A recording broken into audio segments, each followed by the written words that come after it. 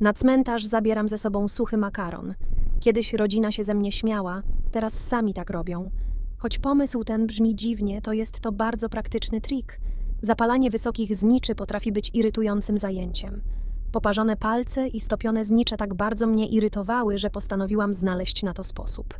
Sprytnym rozwiązaniem okazał się suchy makaron spaghetti. Wystarczy podpalić go i włożyć do znicza. Świetnie się pali i jest długi. Zapalanie wąskich wkładów jest dzięki niemu dziecinnie proste. A ty jaki masz patent na podpalanie zniczy? Słyszałeś o metodzie z suchym makaronem? Producenci zniczy nie chcą, żebyś o tym wiedział. Zanim kupisz znicz, sprawdź ten jeden szczegół. Będziesz mieć pewność, że kupujesz lepszy produkt. Znicze w sklepach wydają się nie różnić od siebie za bardzo. Okazuje się, że choć są podobnej wielkości, to niektóre mają więcej parafiny od pozostałych. Gdy kupujesz znicz, zwróć uwagę na jego wkład. Jeśli wypada on z plastikowego opakowania, to nie jest dobry znak. Oznacza to, że jest w nich mniej parafiny niż w tych z nieruchomym wkładem. Te drugie wypełnione są po brzegi wkładem. Dłużej dzięki temu się palą. Kolor parafiny również ma znaczenie. Śnieżno-białe znicze są sztucznie napowietrzane, palą się gorzej i znacznie krócej. Lepiej wybrać znicz z lekko żółtą parafiną. Te szczegóły mają znaczenie, warto o nich pamiętać podczas zakupów. Jakie znicze najczęściej kupujesz na groby? Posyp tym dookoła knota. Znicz będzie się palił o wiele dłużej. Idąc na cmentarz, zabierz ze sobą ten proszek. Przed zapaleniem nowego znicza weź szczyptę soli i posyp dookoła. Znicz będzie się palić wolniej i o wiele jaśniej. Sól spowalnia spalanie parafiny. Ten prosty trik nic nie kosztuje. Zawsze biorę ją ze sobą na cmentarz. Znicze na grobach moich bliskich palą się najdłużej. Przed wyjściem na cmentarz włóż znicz do zamrażarki. Podziękujesz nam później. Ten prosty trik pokazała mi babcia, która była królową oszczędzania. Dzień przed wyjściem na cmentarz włóż znicze do zamrażarki. Zostaw na całą noc. Następnego dnia wyjmij je chwilę przed wyjściem. Tak zamrożone wkłady będą palić się o wiele wolniej.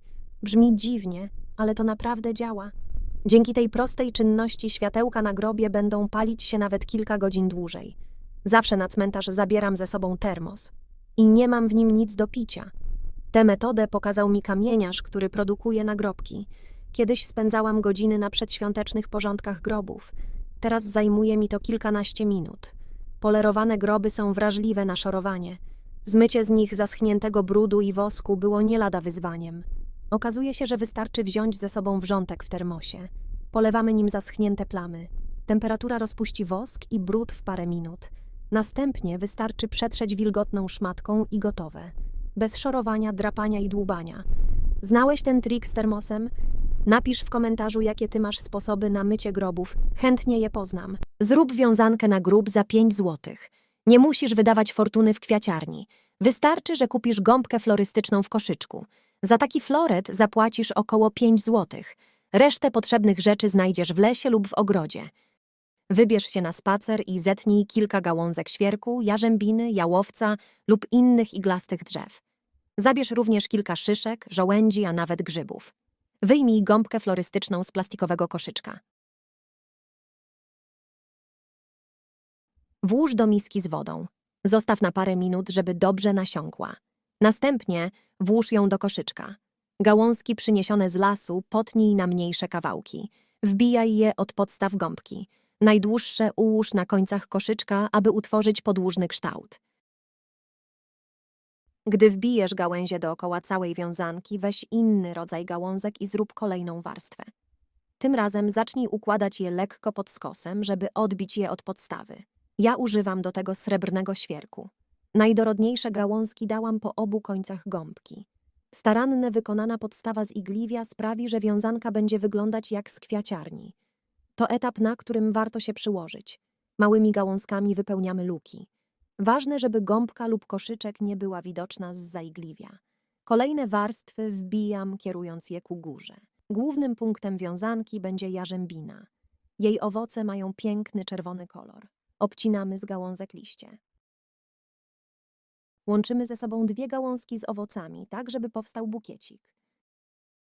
Za pomocą drucika florystycznego należy połączyć je ze sobą. Wbijamy w gąbkę. Następnie biorę gałązkę z dębu. Mają piękny złocisty kolor. Te liście jako jedne z niewielu. Po wysuszeniu nie odpadają od gałązki. Razem z jarzębiną tworzą piękną jesienną kompozycję. Dokładam jeszcze jedną gałązkę jarzębiny i wypełniam środek zielonym igliwiem. Następnie przygotowujemy skarby natury znalezione w lesie. Szyszki, żołędzie, a nawet grzyby pięknie udekorują stroik. Za pomocą kleju na gorąco umieszczamy je na wiązance. Długie szyszki pięknie wypełnią puste przestrzenie. Z grzybów i żołędzi można wykonać piękne kompozycje. Na koniec robimy kokardę ze wstążki. Ja wykorzystałam wstążkę z bukietu. Zawsze zostawiam takie rzeczy i wykorzystuję ponownie.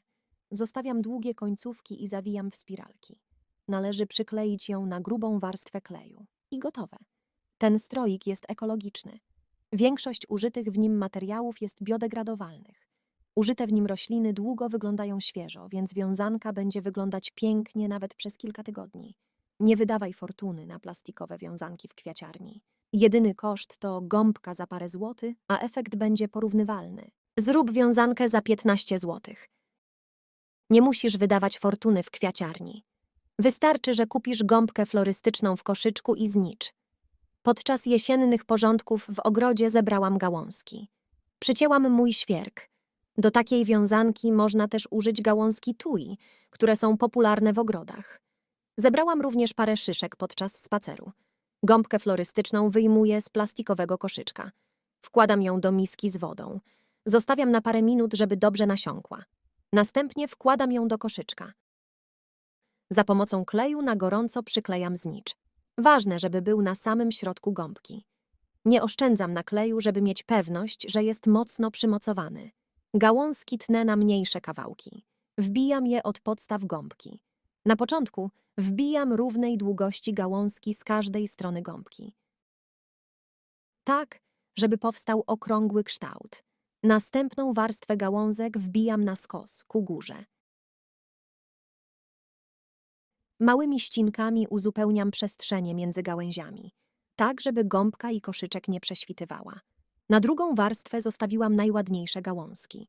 Uzupełniam stroik. Staram się tak dobierać gałązki, żeby układały się w okrąg. Ważne, żeby igliwie otaczało znicz, ale go nie zasłaniało. Zagęszczam stroik ścinkami. Na koniec biorę ozdobne gałązki i rozkładam po wiązance. Na koniec biorę szyszki. Za pomocą kleju na gorąco przyczepiam je do gałązek. Robię to losowo, żeby wyglądały naturalnie. Taka wiązanka jest prosta w wykonaniu. Zrobiłam ją w 30 minut i zapłaciłam za nią tylko 15 złotych. Wygląda naturalnie i elegancko. Długo wygląda świeżo. Na moim kanale znajdziesz również filmik z instrukcją na bogatą wiązankę za 5 złotych. Link do filmu z nią znajdziesz w opisie. Daj znać w komentarzu, która wiązanka podoba Ci się najbardziej.